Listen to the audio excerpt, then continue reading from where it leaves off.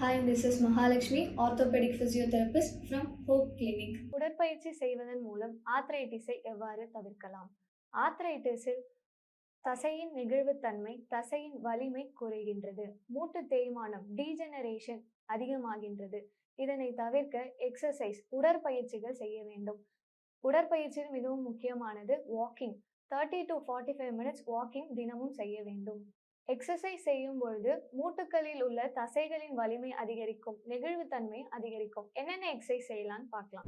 First one stretching, காலை நீட்டி குதிகால தொடணும். Second one leg race, படுத்துட்டு காலை மேல தூக்கி இறக்கணும். தேர்ட் ஒன் ஹாம்ஸ்ட்ரிங் கர்ல்ஸ், குப்புற படுத்துட்டு ரெண்டு முட்டியையும் மடக்கி நீட்டுறது. ஃபோர்த் ஒன் காஃப் ரேஸ், சேர்ல உட்கார்ந்துட்டு இல்ல நின்னுட்டு குதிகால உயர்த்தி இறக்கலாம். ஃபிஃப்த் ஒன் ஸ்குவாட்ஸ், சேரோட சப்போர்ட்ல இல்ல சேர்ல உட்கார்ந்து எழுந்துக்கலாம். இவற்றை செய்வதன் மூலம் நம்ம